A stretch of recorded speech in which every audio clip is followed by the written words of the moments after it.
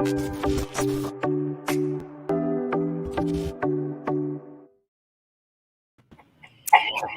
everyone. Welcome to CX Unplugged Lemonade and the Customer Frontier. My name is Lisa James, and I'm here with my co-host and colleague, Susan Ramroop. Susan, how are you today? Good. How are you? I'm doing well, and I'm excited for this show because we're sharing our feedback from our audience on buying behavior.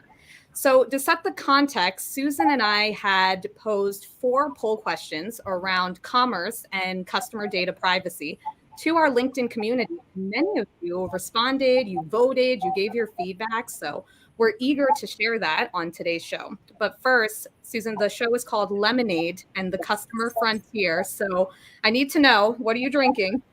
So I'm glad you asked. So this is my special lemonade in honor of our lemonade theme, but with a twist. So one of my favorite drinks is a lemonade tea from David's Tea, but I've added some club soda in it just to make it a little bit bubbly. What I love about this is that because I'm a rewards holder from David's Tea, I get emails that I like. They send me things based on my preferences, and it's easy for me to just keep ordering. What are you drinking?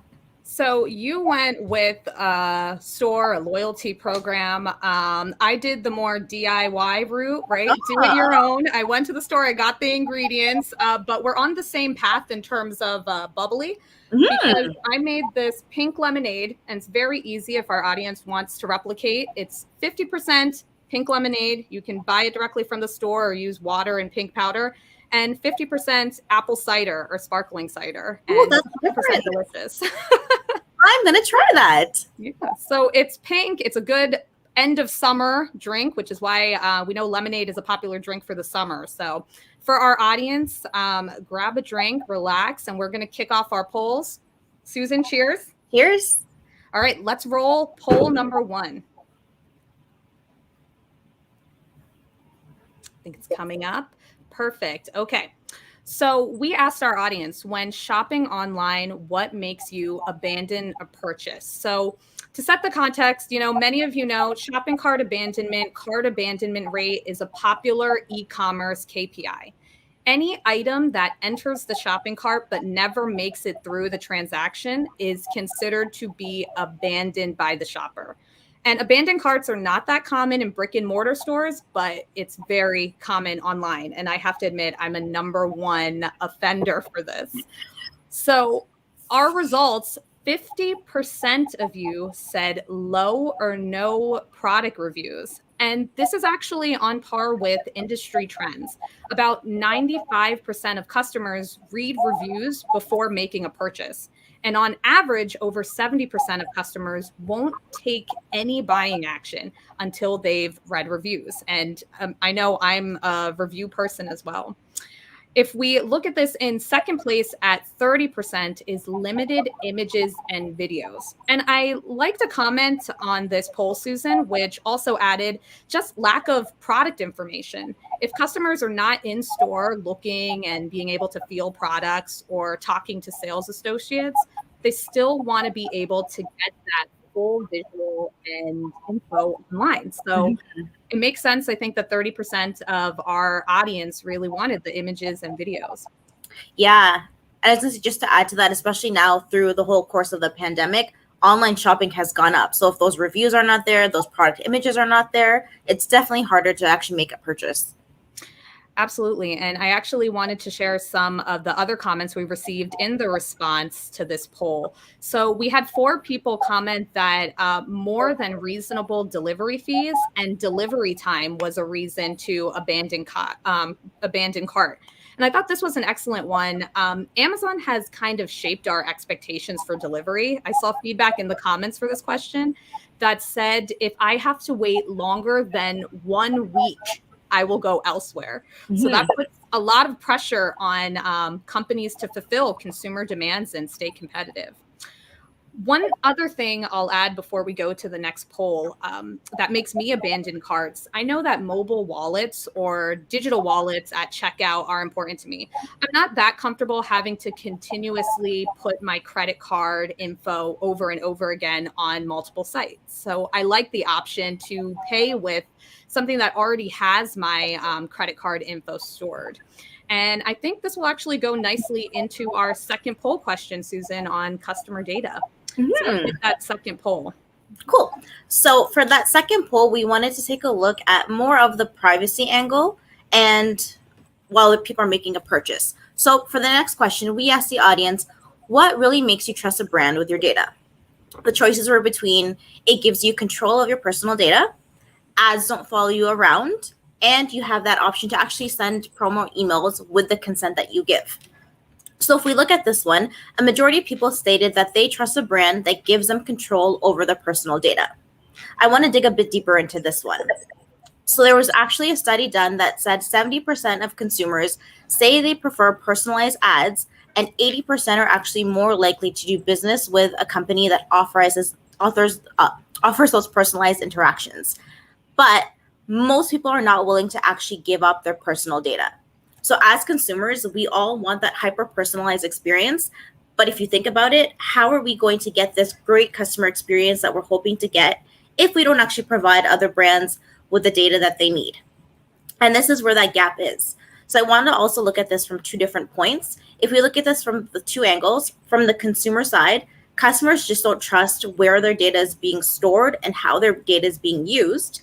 And then if we flip this on the actual brand side, from their perspective, there's all of these new data privacy regulations in place that are giving consumers more control over their data. And brands now need to take a step back and figure out how to work this all within their ecosystem.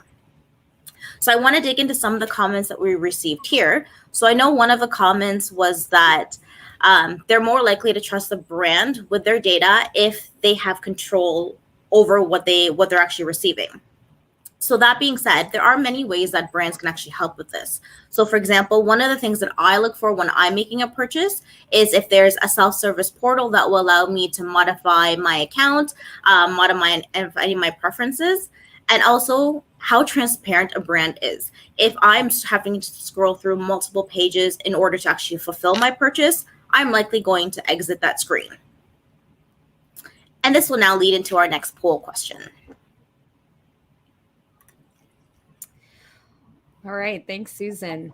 So other than great products and services, what makes you a repeat customer for a brand? And repeat customer rate is another important e-commerce KPI. So I think most of us know this, but it's worth repeating to set the stage on what is the meaning of repeat customers. So repeat customer, also known as reoccurring customer, returning customer, loyal customers, because they are loyal to a brand and are likely to make many more purchases from the brand in the future. But what creates this loyalty? We wanted to find out, which is why we set this poll.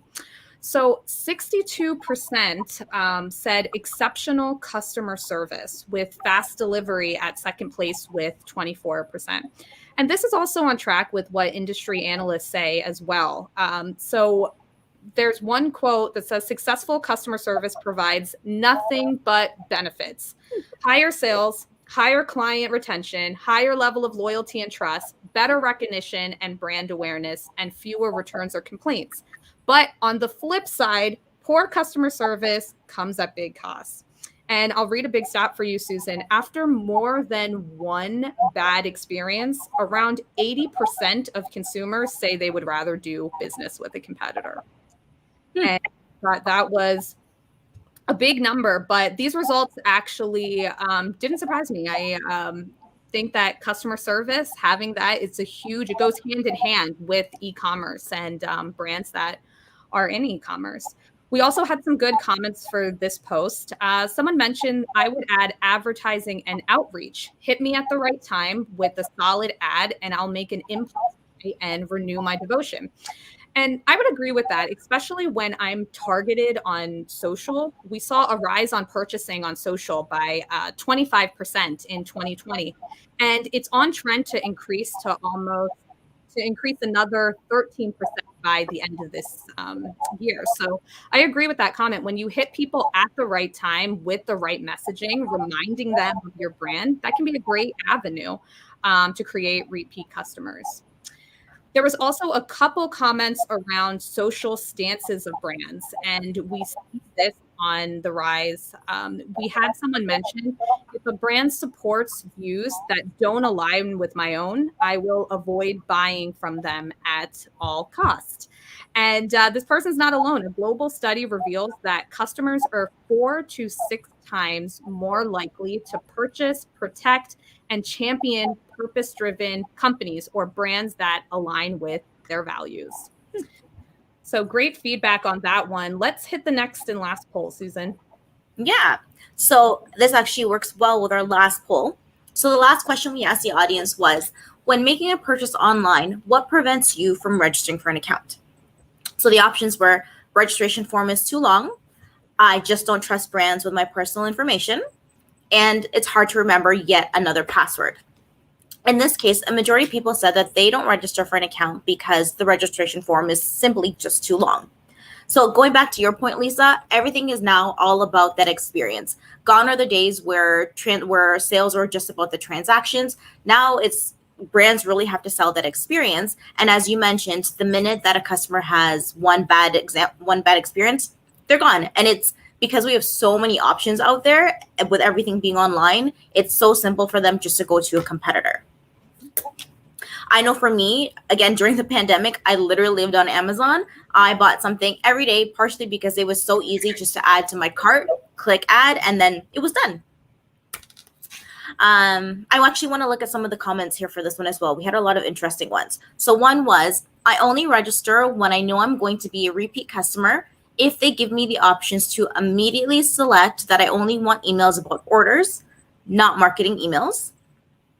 And another one was, I only like to register for an account if there's an added benefit to do so. And then similar to one of the comments you had, Lisa, one was, over the last few years, I have gravitated to companies that represent values I admire. So this is very interesting. If we look at these based on all of these comments, it looks like people will pretty much register for an account if it's simple and easy, if there's an added benefit, if they can control the emails they receive, and then actually what the brand itself stands for. Going back to what you said as well, too, there was another stat in a study that was done that said 80% of brands feel that they actually deliver great customer experience, while only 8% actually believe that the brands do. And this is, again, where we have that gap. So now one way for brands to help fill this gap is to offer different processes that customers can have to make their purchases easy. So for example, if there's a single sign-on function where you can sign on from pretty much anywhere in the world, or if there's a passwordless authentication process, will actually help customers want to register for an account and continue on with their purchase. I know for me, there was one time I was actually shopping at Sephora at Disney Springs, and I couldn't remember what my lipstick shade was, but all I had to do was log in from the US there in the actual store. They were able to look up my account. They saw all of my past purchases, saw how many points I had racked up. And then also, because it was my birthday month, I actually got my birthday gift. Now, because I live in Canada, I didn't even realize that being in another country, that I could actually do that. So there was my added benefit of actually filling out that form.